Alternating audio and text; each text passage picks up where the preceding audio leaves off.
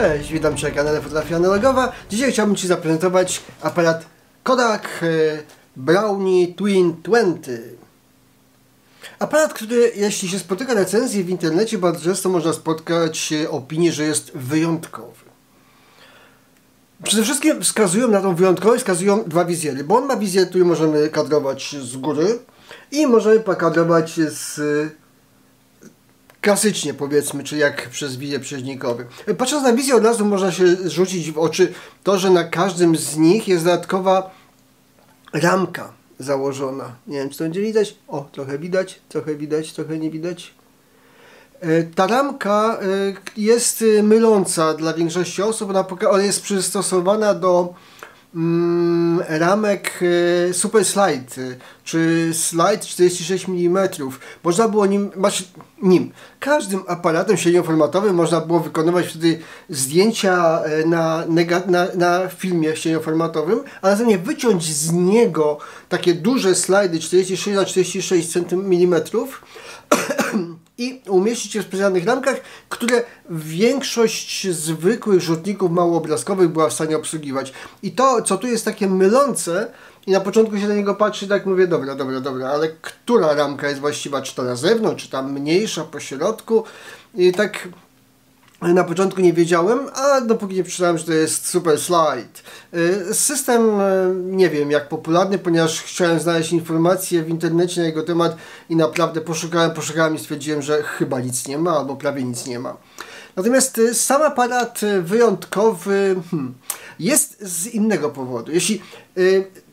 Ja dopiero tą wyjątkowość zauważyłem w momencie, kiedy chciałem do niego włożyć negatyw i zrobić im zdjęcie. Już sobie poczytałem, przeczytałem, że aha, mamy jeden czas w granicach 1/60, 1/100 części sekundy. Instrukcja o tym nie mówi, jaki to jest czas. To mniej więcej są oceny różnych użytkowników. Mamy 3 przysłony. Tu przełączamy 3 przysłony, które są oznaczone 13, 14 i 15. Jest to EV. A naprawdę to przysłony są 11, 16 i 22. To jest przydatne do tego, żeby określić ilość światła, jaka mi jest potrzebna. Ja używałem przeważnie albo 11, albo 16, ponieważ fotografowałem w słoneczny, jasny dzień. W instrukcji jest napisane, że jeśli używasz negatywu Kodak jakiegoś tam, to włącz tak, to przełącz tak, to przełącz tak. Do tego mamy 3-strefową odległości. W stopach opisane. W stopach aparat został pokazany w 1959 roku i początkowo produkowany był w Stanach Zjednoczonych niedaleko Nowego Jorku. Następnie po roku została produkcja przeniesiona do Wielkiej Brytanii, gdzie był produkowany jeszcze do roku 1964. Stąd, tak jak na moim jest Wielka Brytania napisane, tych amerykańskich jest mało. Ale dlatego jest większość, częściej się spotyka opisane w stopach. W stopach, czyli mamy opisane blisko, czyli zbliżenie, od 4 do 6 stóp, czyli od mniej więcej 1,20 m do niecałych 2 metrów. Grupy, czyli od tych 2 metrów do 3,5 metra i sceny od tych 3,5 do nieskończoności. Warto je przełączać, bo jak się nie przełączy, to ostrość jest zła, natomiast to daje Ci pewne te strefy, które dają Ci pewną jakość fotografii. Spust migawki z przodu, no i co? Aparat jest przystosowany do filmu typu 620. Podobno. Ale tak do końca nie sprawdzałem, tak rzuciłem tylko okiem. Jest to ostatni aparat produkowany na film 620, jaki był produkowany. Rzuciłem okiem i rzeczywiście nie znalazłem nic po nim, ale to by trzeba było zrobić taką dłuższe poszukiwanie, żeby ustalić, czy to jest prawda. Natomiast dopóki nie zechce Ci się włożyć do niego negatywu, to nie zrozumiesz tego, dlaczego ten aparat jest wyjątkowy. Żeby włożyć negatyw, trzeba najpierw rozpiąć, to jest takie proste. To jest całe plastikowe, z trochę metalowego. Odpinamy i zdejmujemy mu, hop, cały wkład wewnętrzny, na który ja mam tutaj, możemy mieć 620 albo tak jak tutaj mam ćwiczebny film. Przewiniętą na oryginalną rolkę, albo tak jak tutaj przyszlifowaną. Zakładamy, tu nie ma żadnego wynalazku, nic. Klasycznie przeciągamy, wkładamy w drugą rolkę głęboko, żeby się zaczepiło i obracamy tak, żeby mi się to ładnie obróciło do jakiegoś pozycji, że już wiem, że jest zaczepione. Taką rolkę wkładamy taki zestaw wkładamy do aparatu, zapinamy. Tu jest jeszcze jeden przyłącznik pod spodem. Load, czyli ładowanie. Przełączamy go na ładowanie i otwieramy tylnie okienko. Ono, jak się je dobrze, przynajmniej w moim egzemplarzu, pociągnie, to on się blokuje i obracając szukam cyfry 1. Zaraz powinny się pojawić kropeczki.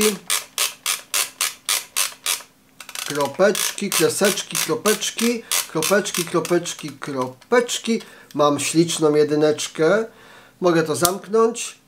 Przełączyć tu pod spodem z ładowanie na ekspozycja 1.12. To jest takie małe coś. I mogę zrobić pierwsze zdjęcie. Przewijając w filmie, naciągnąłem migawkę. Więc podnoszę, pstryk i robię zdjęcie i cieszę się z zrobienia zdjęć. Tu jest menisk, a ogniskowej nie wiadomo jakiej. To nikt nie ustalił, jaka jest ogniskowa tego obiektywu. Ja myślę, że w granicach 80 mm. I możemy takie zdjęcie zrobić naprawdę, no jeśli zrobimy je w standardowych warunkach, to uzyskujemy całkiem przyzwoite, standardowe, dobre zdjęcie. To, że on jest dobrze naświetlony, to jest jedna rzecz, ale ono jest ogólnie, jakość tego zdjęcia jest bardzo przyzwoita.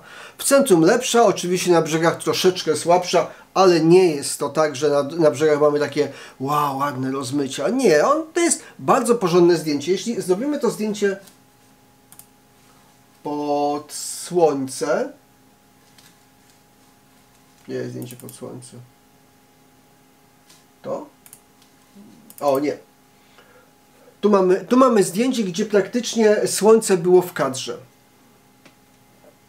Ja spotkałem się z wieloma słabszymi obiektywami. Nie, oczywiście, jeśli wezmę albo jeszcze droższy obiektyw, założę go do aparatu z wymiennymi obiektywami, albo mam jakiś kompakt, który ma dobry obiektyw, to będę miał lepsze zdjęcia. Natomiast nie ma się czego wstydzić. To jest naprawdę bardzo porządne zdjęcie. Porównując go do takich Holg czy Holgo-podobnych aparatów, to jest klasa wyższa. No, za $11. Wtedy $11 on kosztował. Dzisiaj by trzeba było pewnie jakby przeliczać, to by wyszło jakieś $150. Za $150 mamy całkiem dobry aparat, ale jeszcze nie znasz jej najważniejszej funkcji tego aparatu.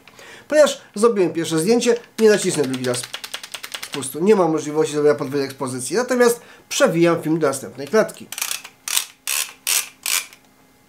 Koniec. Nie muszę patrzeć w okienko. On sam odlicza klatki. Robię zdjęcie.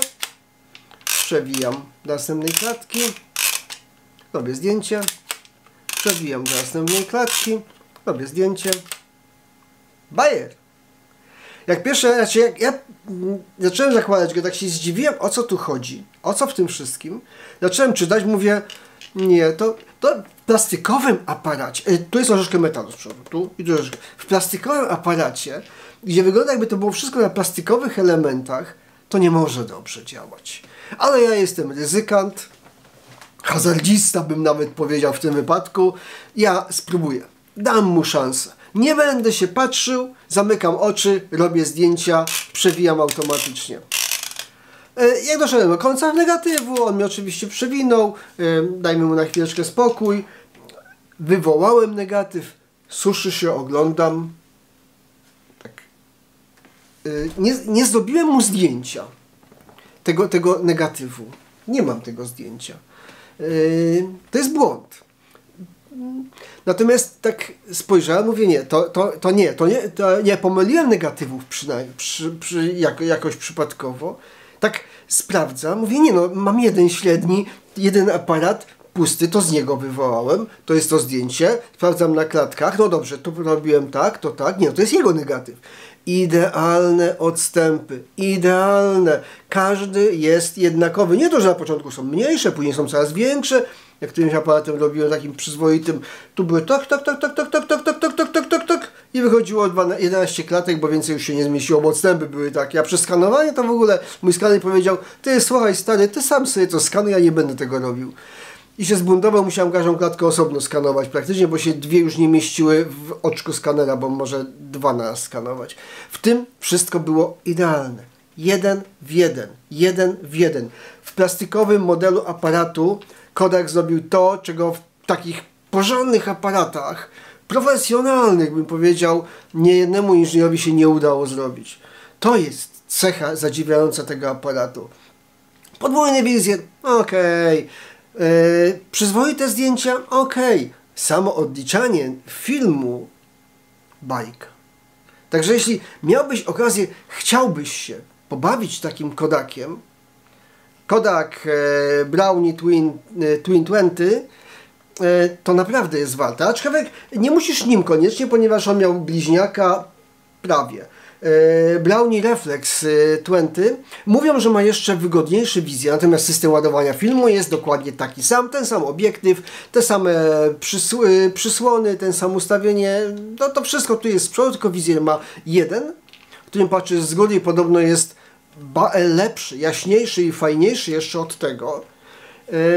Zresztą to jest bardzo wyraźny wizjer. Nim się fotografowało bardzo przyjemnie. Gdybym miał wybrać sobie prosty kompakt, znaczy wolałbym, żeby on był taki ciut ciaśniejszy, no ale to jest średni format. To i tak jest leciutkie. To jest jego oryginalny pasek chyba. Ale chyba nie wiem, czy na pewno. Który zakładasz na szyi, chodzisz sobie i robisz zdjęcia i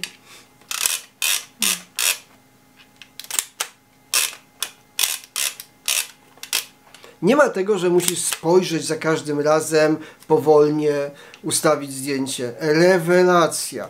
Byłem zaszokowany. Nie powiem, że skonsternowany. Zaszokowany tym, że on tak ładnie i tak precyzyjnie odliczył te zdjęcia. Także Kodak Brownie Twin 20 oraz Kodak Reflex 20 polecam. Dobre aparaty, ciekawe aparaty z całkiem przyzwoitą optyką. Zapraszam do obejrzenia galerii zdjęć, które warto za w sumie nieduże pieniądze można poużywać z wielką frajdą. Z frajdą, dużą frajdą. Fotografowanie tym aparatem dużą frajdę mi sprawiło. Także dziękuję Ci za obejrzenie filmu, zapraszam do obejrzenia filmów i do zabawy takimi fajnymi, śmiesznymi, ciekawymi aparatami.